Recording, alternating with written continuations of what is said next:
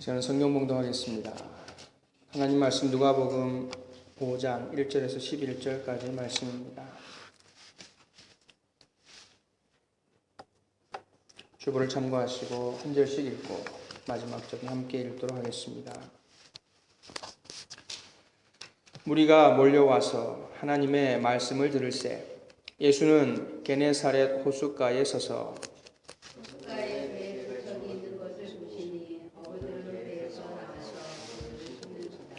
예수께서 한 배에 오르시니 그 배는 시몬의 배라.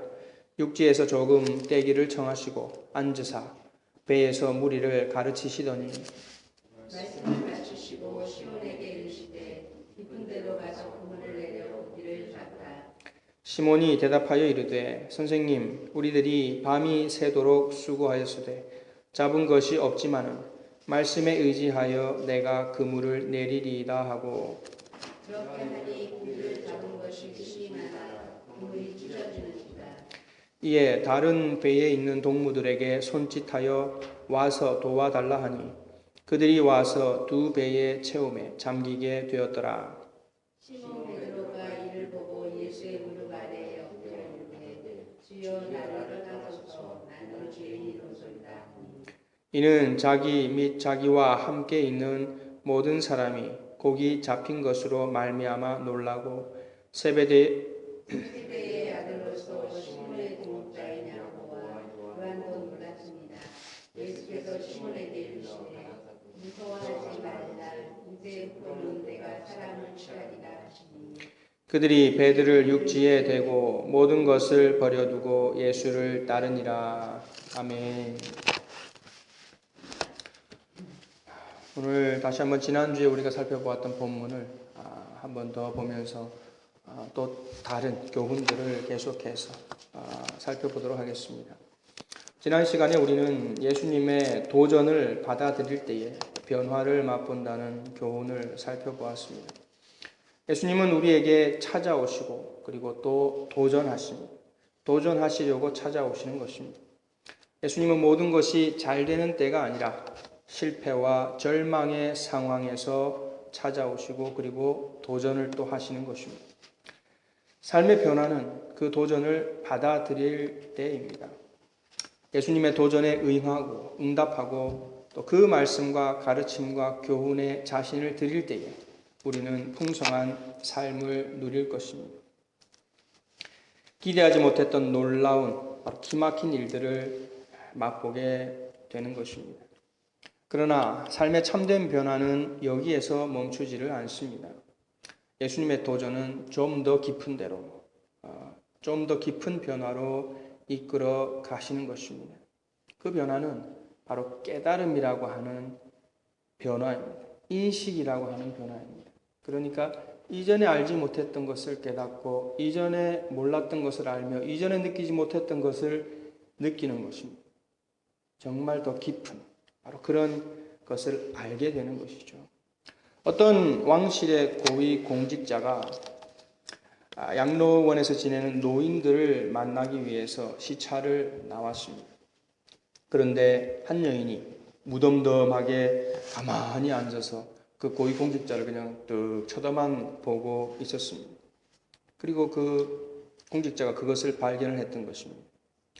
그리고는 그 공직자는 그녀가 자신을 몰라 본다는 것에 조금 당황하기도 하고 놀랐습니다. 마침내 그 고위 인사는 여인에게 다가가서 이렇게 말했습니다. 제가 누군지 아십니까? 그러자 그 양로원에 있던 여인이 또 할머니가 이렇게 얘기를 했습니다. 저는 당신이 누군지 모릅니다. 하지만 저기 있는 간호사가 그런 문제들을 다 도와주니까 걱정하지 마세요. 그렇게 얘기를 했다는 것입니다. 오늘 예수님이 베드로에게 오셔서 주시려는 변화는 외적인 그런 변화를 넘어서서 내적인 변화를 주고 계신 것을 볼 수가 있습니다. 내적이라는 말은 지적이다, 그리고 정신적이다, 그리고 영적이다, 그렇게 말을 할 수 있습니다. 주님이 베드로에게 주시는 변화는 바로 그런 변화입니다. 모르던 것을 알게 되며 깨닫지 못했던 것을 깨닫게 되며 정말 경험해보지 못했던 그 순간을 경험하게 하시는 바로 그 변화가 오늘 베드로에게 일어나고 있는 것을 볼 수가 있습니다. 두 배가 잠길 만큼 수많은 고기를 잡은 베드로와 동업자들, 본문에 보면 어이가 없어하고 있습니다. 너무 당황해하고 있는 것을 볼 수가 있습니다.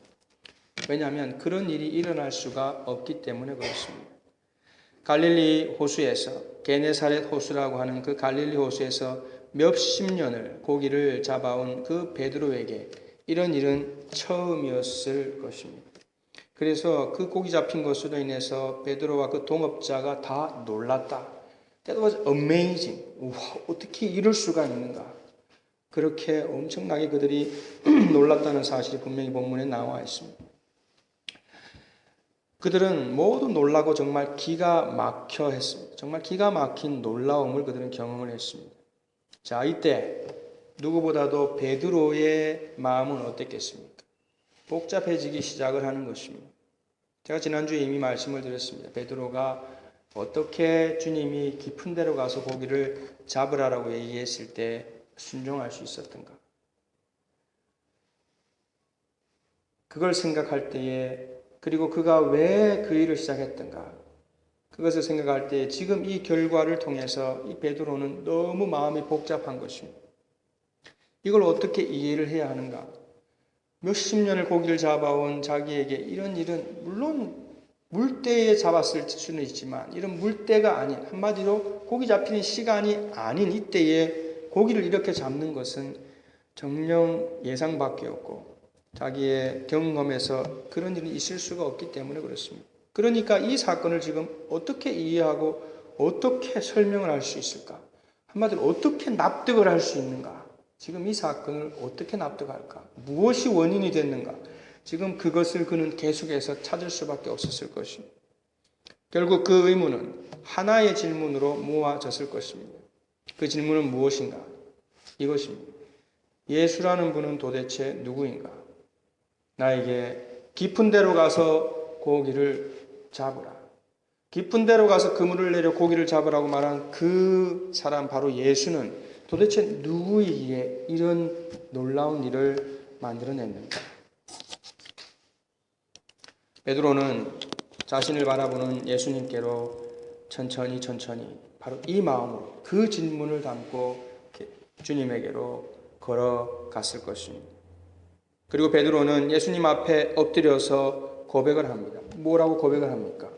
주여, 나를 떠나십시오. 저는 죄인입니다. 주여, 나를 떠나소서. 나는 죄인이로소이다. 지금 그렇게 고백을 하고 있습니다. 베드로의 이 말에서 우리는 그에게 일어난 변화가 어떤 변화인 줄 알 수 있습니다. 그의 변화는 바로 지적이며 인식적인 변화, 정신적인 변화가 일어난 것입니다. 예수님과 베드로의 관계를 생각해 보십시오. 그들은 선생과 업으로 만났습니다. 그렇지 않습니까? 이전에 베드로가 예수님이 깊은 데로 가서 그물을 내려 고기를 잡으라고 했을 때 뭐라고 말했습니까? 선생님, 우리가 밤이 맞도록 수고했지만 얻은 것이 없습니다. 선생님이라고 그렇게 말을 했었습니다. 그러나 베드로가 선생의 그 도전, 그가 생각했던 예수 선생 예수님의 도전을 받아들였을 때 그는 이전에 가져보지 못한, 이전에 경험해보지 못한 놀라운 바로 그런 경험을, 그런 사건을 맞이합니다. 그러나 고기잡이의 이 성공으로, 고기를 많이 잡았다는 이 성공이 베드로의 삶에서 맛본 변화 중 가장 중요한 것은 이제 아닙니다. 더 놀라운 것은 베드로가 주님을 발견했다는 바로 그것입니다. 주님을 발견했습니다. 선생이었던 그 예수가 주님이 되어버린 것입니다. 예수님이 단지 목수로서 출세한 선생이 아니라 목수 집안에서 태어나고 목수 일을 한, 그러면서 조금 더 나은 일을 하는 그런 선생이 아니라 그분은 주님이시다. 주이란 말입니다. 주인이란 말입니다. 초자연적인 능력을 가지신 주님이신 예수님을 발견을 합니다. 자기 인생에서 따라야 할 삶의 주인, 인생의 주인임을 베드로는 발견했고 이제 그것을 알게 된 것입니다. 그렇습니다. 한 사람에게는 자신을 낳은 한 아버지와 한 어머니가 있습니다. 마찬가지로 사람을 창조한 여호와 하나님이 바로 모든 생명의 주인이신 것입니다. 베드로는 자신의 주님을 만난 것입니다. 그러나 이것이 끝이 아닙니다. 주 예수님을, 주인 되신 예수님을 발견함과 동시에 베드로는 또 무엇을 발견하느냐 하면 자신을 발견하는 것입니다. 베드로는 자신이 가졌던 이전의 마음과 태도를 이제 돌아보게 되었습니다. 무관심, 의심, 무시, 그리고 선생 정도로 대우한 자신의 어리석음과 무지를 지금 뉘우치고 후회하고 있습니다. 그러므로 주님의 관심과 도움의 손길을 받기에 자신은 너무나 가치 없는 존재임을 그는 알게 된 것입니다. 그렇습니다. 이 깨달음은 바로 한 사람이 주 하나님, 바로 생명의 주인을 만날 때 바로 이 깨달음이 일어나는 것입니다. 그리고 고백을 하게 되는 겁니다. 주여, 나를 떠나소서. 나는 죄인입니다. 이 고백은 무슨 의미입니까? 자신은 의로운 삶을 살지 못했다는 고백입니다. 자신은 선한 구석이 하나도 없다는 고백입니다. 자신은 의로운 하나님을 만나고 배울 자격이 없다는 고백인 것입니다. 그저 자신의 생업에 매여서 하루하루 살아가는 것이 인생의 목표이고 또 삶의 진정한 가치라고 여기는 그런 초라한 자신임을 인정하고 있는 것입니다. 하나님을 만났을 때 바로 그런 모습이 초라한 모습임을 발견하게 되는 것입니다. 그러므로 이 사건의 결과는 무엇입니까? 이 만선 사건이라고 하는 고기를 많이 잡은 이 만선 사건의 결과는 무엇인가? 베드로는 예수님이 선생이 아니라 주님임을 발견하게 되는 것입니다. 또한 베드로는 자신이 더 이상 고기잡이 전문가 어부가 아니라 죄인임을 발견하는 것입니다. 이것이 그 사건의 더 중요한 결과이며 더 중요한 변화의 모습인 것입니다. 선생과 어부라는 일반적이고 사회적인 관계, 그런 관계에서 이제 주님과 죄인이라는 특별하고 영적인 관계로 이제 변화했던 것입니다. 선생이 아닌 주님을 만날 때에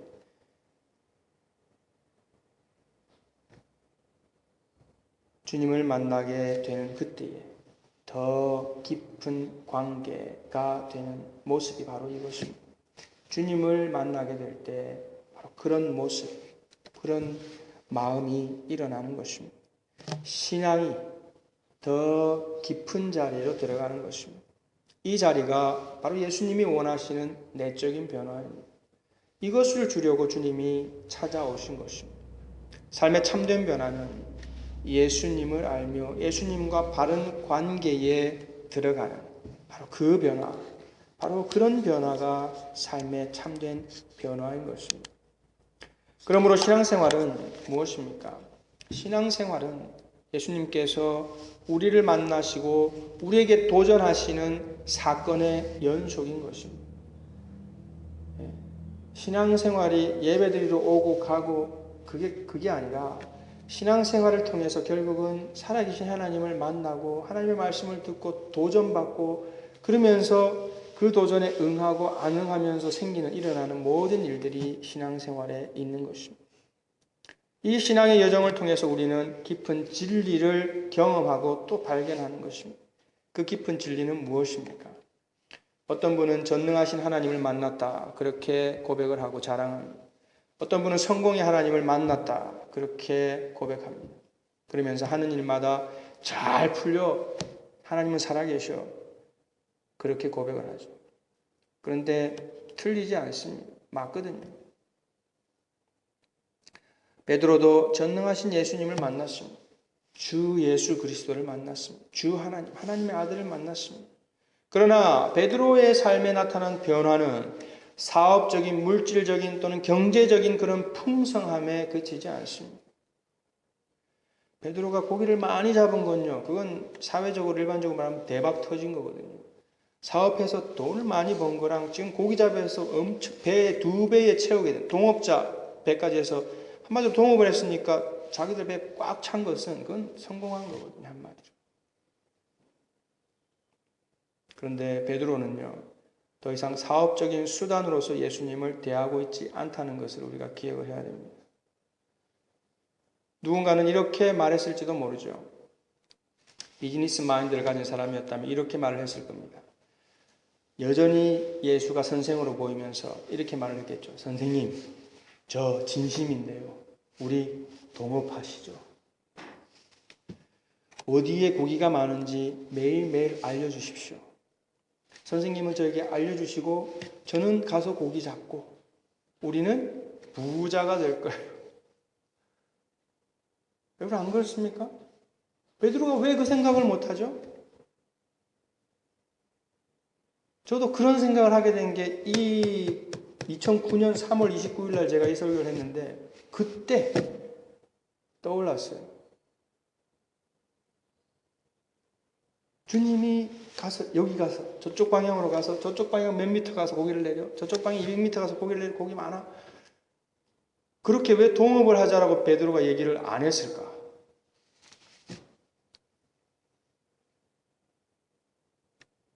근데 여러분 이러한 관계는요, 어쩌면 알라딘의 요술 램프에 나오는 램프의 그 거인과 그 소유자의 관계와 같은 것입니다.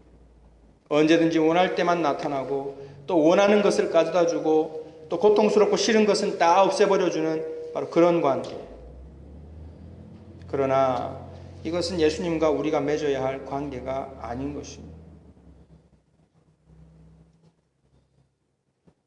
그러면 예수님과 그 말씀을 대하면서 우리가 발견해야 할 깊은 진리는 무엇입니까? 뭘 발견해야 되고 주님은 도대체 뭘 발견하게 하려고 지금 우리를 부르시고 주를 믿게 하시면서 믿음을 주시느냐 말입니다. 에딘버러 대학의 제임스 심슨 경이라고 하는 분이 있었습니다. 그분이 발견한 건 뭐냐면요, 진통제입니다. 진통제. 한마디로 마취하는 거죠. 고통 없이 수술을 받게 된 것은 바로 이 제임스 심슨 경의 공로입니다. 그것은 의학계의 노벨상감인 바로 대발견이었던 것입니다. 그의 강의 시간에 한 학생이 이 노교수 심슨 경에게 질문을 했습니다. 선생님, 선생님의 생애에서 가장 뜻깊고 소중한 발견을 한 가지 들라고 하면 무엇을 말씀하실 수 있겠습니까? 뭐가 선생님의 생애에서 정말 대단한 발견이었다라고 말을 할 수 있겠습니까? 그러나 한참 동안 그 노교수는 한참 동안 고개를 숙이고 있다가 드디어 말을 하기 시작했습니다. 나의 생애에 있어서 가장 소중한 발견은 나는 죄인이라는 사실과 예수님이 나의 구주라는 사실을 발견한 것입니다. 세상이 놀랄 만한 진통제를 발견했던 그분이 뭐가 정말 당신에게 있어서 대발견이라고 생각합니까? 아마 그것을, 그 진통제 발견을 염두에 두고 질문을 했을 건데, 그러나 이 노교수의 발견은 진통제 발견이 자기의 생애의 가장 큰 발견이 아니었습니다. 자신이 하나님 앞에 죄인이라는 것과 하나님께서 바로 그 죄인인 자기를 위해서 아들 예수 그리스도를 이 땅에 보내셨고 그리고 그분이 나의 구주라는 것을 발견한 바로 그것이 자기 인생에서 대발견이다. 그렇게 고백을 했던 것입니다. 이것은 베드로의 발견과도 같은 것입니다. 현재도 베드로와 같이 한 사람이 주님을 발견하고 자신이 죄인임을 발견하는 일은 여전히 계속되고 있는 것을 볼 수가 있습니다. 그러므로 교회로 부름받은 우리들은 어떤 발견을 해야 되겠습니까? 신앙생활은요, 주 예수님과 자신을 발견하는 시간들이며 바로 그런 생활의 연속인 것입니다. 주님의 말씀을 듣고 우리 자신이 얼마나 무지하며 무력한지, 또한 우리가 얼마나 소중한 가치를 잃어버리고 살고 있는지를 발견하는 것입니다. 신앙생활은 그걸 발견하도록 하기 위해서 모여 있는 것이고 말씀을 배우는 것이고 훈련하는 것이고 그렇게 하나님을 계속해서 만나고 교제하는 것입니다. 다시 말해서 우리가 하나님에게서 그리고 하나님의 나라에서 얼마나 멀리 있는가를 계속해서 발견하는 것입니다. 신앙생활은 바로 이러한 발견을 위한 시간인 것입니다. 사랑하는 성도 여러분, 하나님 앞에서 우리 모두 우리 자신을, 여러분 자신들을 발견하기를 진심으로 바랍니다. 그리고 베드로처럼 고백을 하시기를 바랍니다. 주님, 저는 주님과 함께 거하기에 합당치 않은 사람입니다. 주님, 저는 주님과 함께 머물기에는 합당치 않은 죄인입니다. 바로 그렇게 고백을 하는 것입니다. 이 고백이 우리의 마음에서 또 우리의 이 깊은 마음에서 진심으로 우러나오는 고백이 되기를 또한 바랍니다. 베드로는 마침내 예수님이 선생님이 아니라 주님임을, 자신이 고기잡이 전문가가 아닌 죄인임을 발견하게 되었습니다. 왜 마침내라고 말을 할 수가 있습니까? 예수님께서 베드로를 지금 몇 번째 만나신다고요? 세 번째 또는 네 번째일 가능성이 많습니다. 한 번 만난 게 지금 처음 만난 게 아닌 것입니다. 이 서너 번째 되는 이 만남에서 드디어 베드로가 눈을 뜨고 있는 것입니다. 그러니까 모르던 것을 알게 되었고 몰랐던 것을 이제 느끼기 시작했던 거죠. 베드로는 놀라움과 그리고 두려움으로 또 무서움으로 주님의 그 무릎 앞에 엎드려 있습니다. 예수님은 그 베드로를 위로하시며 그에게 새로운 인생의 방향을 알려주십니다. 그것은 무엇입니까? 사람을 낚는 어부가 되게 하고 있습니다. 사람을 취하는 어부로 그를 새롭게 이끌어 가시는 것을 볼 수가 있습니다. 여러분, 사람을 취한다는 것은 사람을 산채로 잡는다는 바로 그런 의미입니다. 베드로는 자신의 생계를 위해서 고기를 잡았었습니다. 그러나 이제는 사람을 살리기 위해서 잡는 바로 새로운 일에 도전을 받게 됐고 주님은 바로 그 도전을 지금 하고 계십니다. 더 이상 고기잡이가 아니라 사람을 잡자. 사람을 잡는 어부가 되라.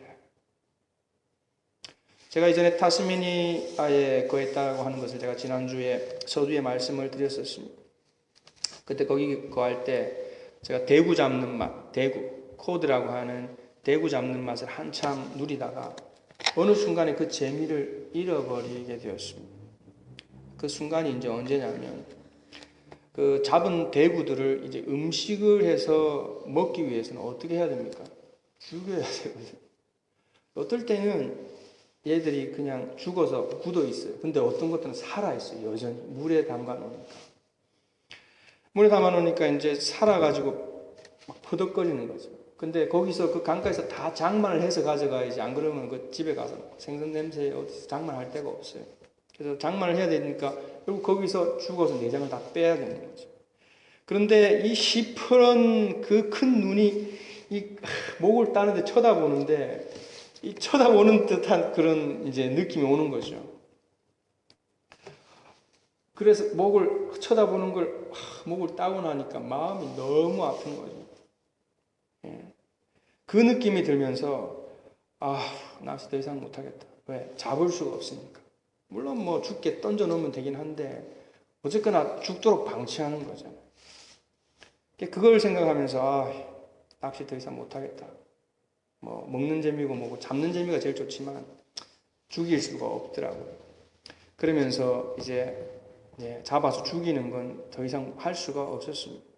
그러면서 내가 하는 일은 이런 게 아니다. 다시 한번 저의 사명을 새롭게 했고 그래 난 사람을 잡아서 하나님께로 데려가는 바로 그런 사람이 되어야 된다는 것을 그때 다시 한번 느끼게 됐습니다. 베드로는 이제 사람의 생명을 살리는 일에 지금 초대를 받고 있고 주님은 다시 그에게 바로 그 도전을 하고 계신 것을 우리는 보게 됩니다. 사람을 낚는 어부가 되게 하리라. 여기서 우리는 베드로에게 나타나는 또 다른 변화를 보게 됩니다. 그것은 무엇입니까? 자신을 발견한 후에 그에게는 새로운 인생의 방향과 길이 나타나고 있는 것입니다. 하나님 앞에서 죄인인 자신을 발견한 후에 그는 더 이상 어부가 아니게 됩니다. 더 이상 어부가 아닙니다. 그는 새로운 고귀한 일의 초대를 받고 있는 것입니다. 이렇듯 예수님 앞에서 자기를 발견하는 것이 중요합니다. 왜냐하면 그 발견이, 그 자기를 발견하는 것이 우리를 새롭고 소중한 일로 또한 이끌어가기 때문에 그렇습니다. 자기 발견은 고기를 잡던 어부에서 생명을 건지는 제자로서 살아가는 그런 변화를 가져왔던 것입니다. 그러므로 자기를 발견하고 하나님 앞에서 자신을 똑바로 쳐다보는 것은 참으로 중요한 것입니다. 그때 변화가 오고 변화된 삶으로 이끌림을 받게 되는 것입니다. 이러한 변화로 초대하시는 주님의 말씀에 베드로와 그의 동료들은 지금 어떻게 반응하고 있습니까? 그 당시에 2000년 전에 주님이 계실 때 그 유대 동네에 그때 유대인 10대들, 유대인 청소년들은 13살이 될 때까지는 랍비라고 불리는 교사들이 가르치는 학교에 다녔다고 합니다. 13살 때까지. 이게 기본 의무 교육입니다. 그들 가운데서 가장 우수하고 영리한 학생들만이 선발이 되고 그리고 그 지역의 랍비를 따라다니게 된다고 합니다. 소수의 선택된 제자들은 랍비가 걸었던 길을 같이 걷고 또 랍비의 음식을 따라서 같이 먹고 또 랍비가 그 선생님의 삶을 모범으로 삼아서 같이 따라서 살아가는 것입니다. 그래서 결국은 가족을 떠나야 되고 또 하는 일들을 접어두고 버리고 그 랍비와 함께 이제 공동체 생활을 해야 합니다. 그러므로 여러분 랍비의 제자가 되는 것은 어떻게 표현이 되냐면 랍비의 발에서 일어나는 먼지로 자신을 덮는 것입니다. 제자가 된다라고 하는 표현을 그렇게 한답니다. 랍비의 제자가 된다. 한 선생의 제자가 된다는 것은 자기 선생의 발에서 일어나는 먼지를 뒤집어 쓰는 것. 그 먼지가 자신을 덮도록 하는 것. 그래서 같이 옆에 붙어서 따라다니는 거죠. 선생을 바짝 줬기 때문에 제자는 선생의 먼지 속을 같이 걸어가는 것입니다.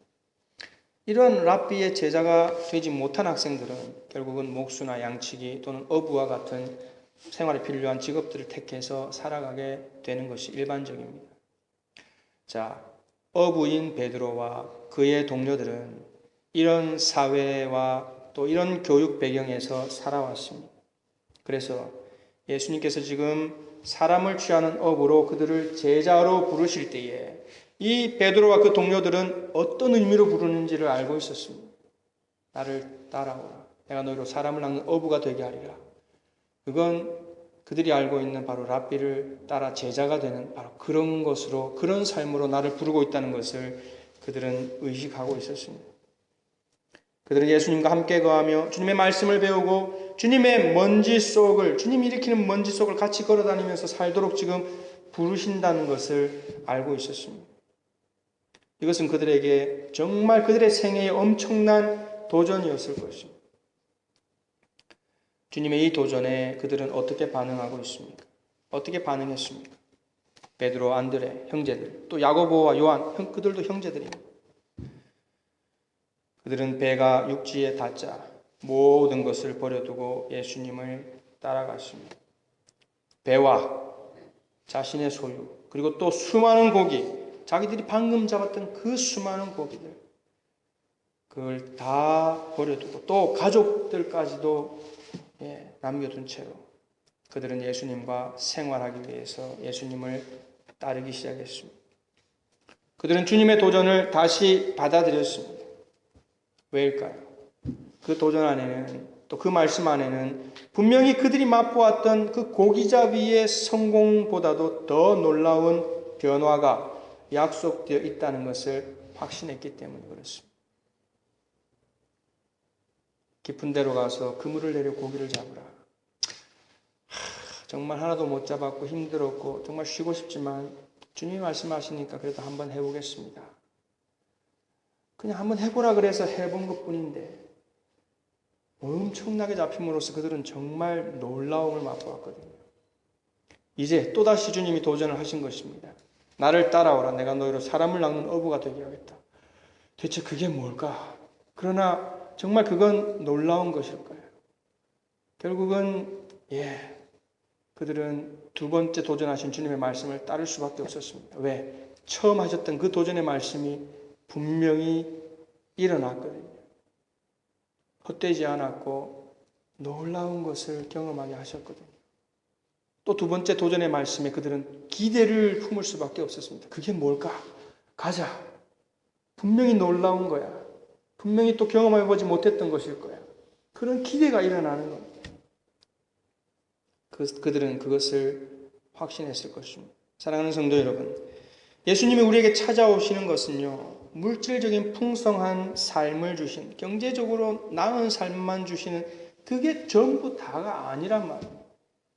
사람들은 근데 오해를 많이 해요. 왜? 근데 그게 사람들의 관심사거든요. 물질적인 풍요, 잘 먹고 잘 사는 게 관심사기 때문에. 또 그게 생의 전부라고 생각하기 때문에 그런 잘못된 가치관 때문에 주님을 찾아도 그 가치관으로만 주님을 찾는 거죠. 그런데 그게 다가 아니란 말이에요. 베드로에게 불을 안겨주실 수 있는 분입니다. 그런데 주님은 더 도전하시잖아요. 나를 따라오라. 주님과 자신을 발견하는 것. 그게 주님이 우리에게 오시고 우리에게 믿음을 주시는 것이며 또 우리의 믿음을 통하여서 결국은 열매를 맺고자 하는 것입니다. 주님과 자신을 발견하는 것. 베드로의 고백과 같은 그 고백, 그 자리, 또 그 상황에까지 가는 것이 주님이 우리에게 찾아오신 이유인 것입니다. 주님과 자신이 맺어야, 주님과 내가 맺어야 할 바른 관계를 바로 발견하는 것입니다. 그러면 여러분은, 우리 모두는 예수님과 어떤 관계에 살고 있습니까? 예수님은 바르고 선한 말씀만 하시는 그런 선생에 불과합니까? 그리고 그저 우리를 위로하시는 상담가입니까? 아니면 그저 우리에게 전능한 능력으로 우리의 필요를 채워주는 그런 알라딘의 요술램프의 거인과 같은 그런 분입니까? 아니면 활활 타오르는 지옥에서 건져주는 화재보험 전문가입니까?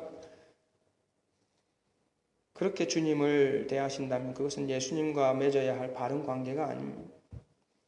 문제만 해결해주는 흥신소 사장같이 대우해서는 안 되는 것입니다. 한국은 흥신소가 지금 아주 잘 되죠. 문제가 생기면 어떤 음모를 꾸미려면 흥신소에 찾아가서 해결해달라 그러면 다 해결해 주거든요. 그런데 주님을 그렇게 문제만 해결해주는 해결서처럼 대접을 하는 것은 결코 주님이 원하시는 그런 우리가 맺어야 할 바른 관계가 아닌 것입니다. 예수님은 우리의 주인입니다. 인생의 주인이며 우리의 생명의 주인이며 우리가 살아가면서 우선적으로 순종해야 할 바로 모든 사람의 주인인 것입니다.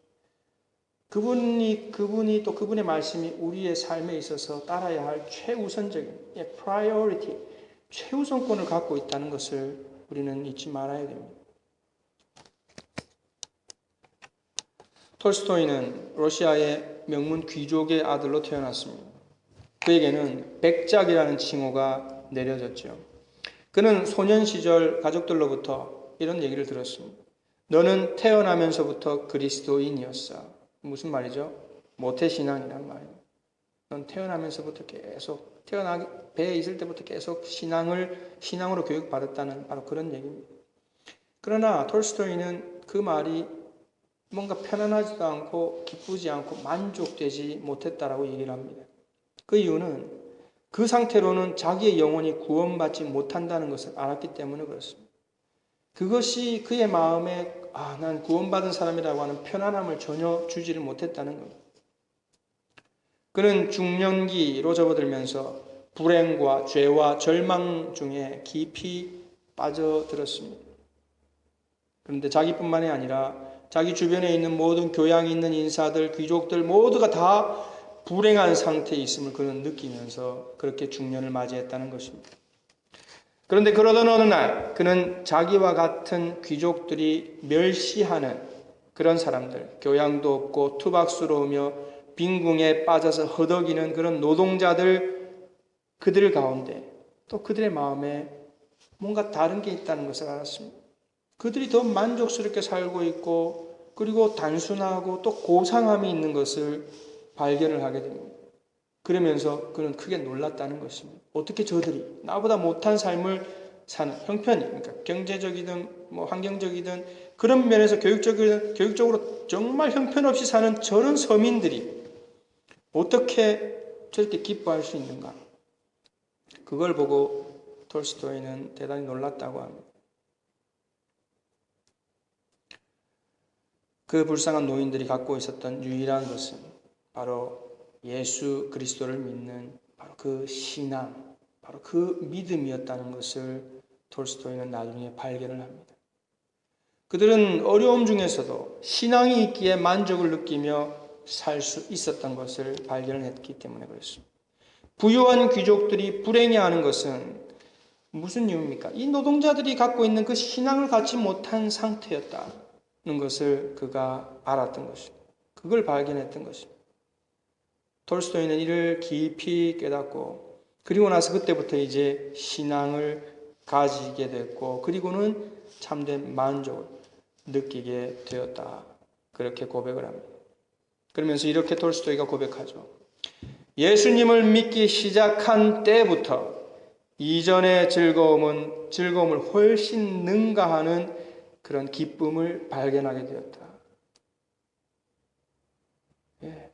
중년이 되어서 예수님을 믿기 시작했다라고 얘기를 하고 그때 이전에 느껴보지 못한 기쁨과 즐거움과 만족이 그의 삶에 밀려왔다. 그렇게 고백을 하고 있습니다. 톨스토이는 나의 회심이라는 글에서 그는 이렇게 말을 하고 있습니다.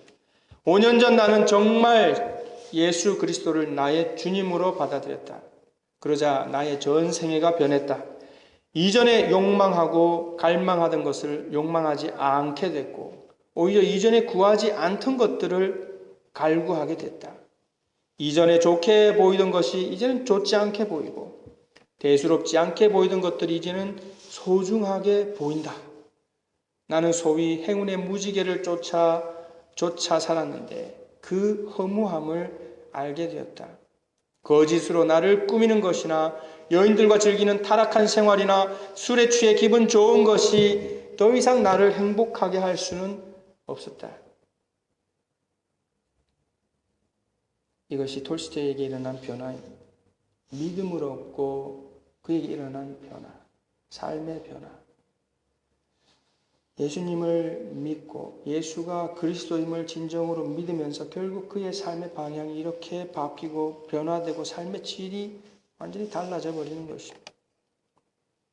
예수님을 정말 주님으로 만나고 의미 있는 새 인생을 출발하게 된 바로 그 모습을 우리는 톨스토이에게서 볼 수가 있습니다.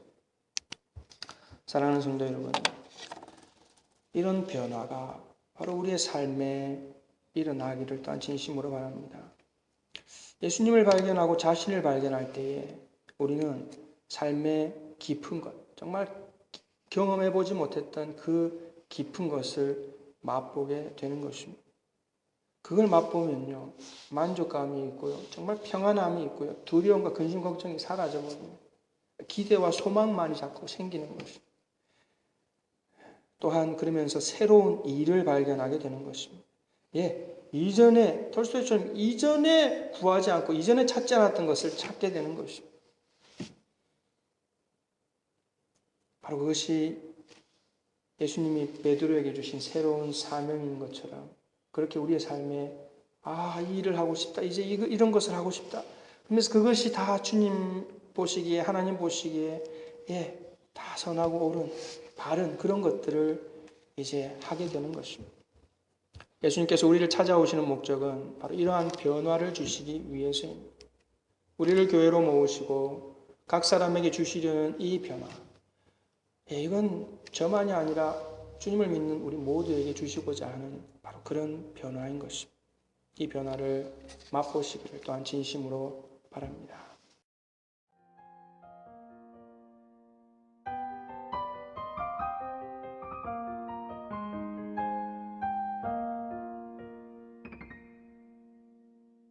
제2차 세계대전 중 독일의 런던 대공습 기간에 있었던 일입니다.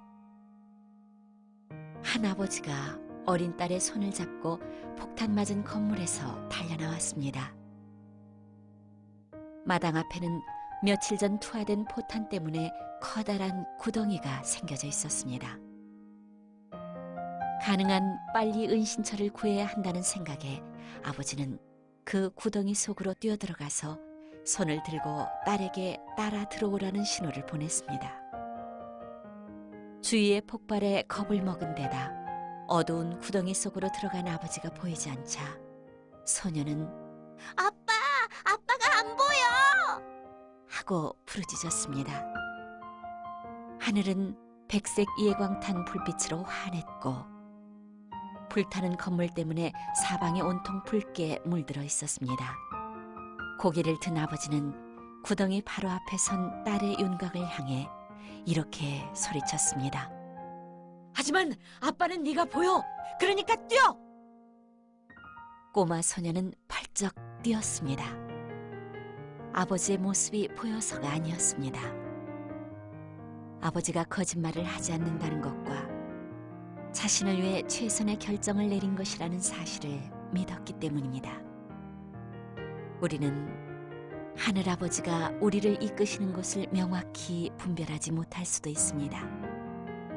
그러나 그곳이 좋은 곳임은 신뢰할 수 있습니다. 그분의 영원하신 팔을 신뢰할 수 있습니다.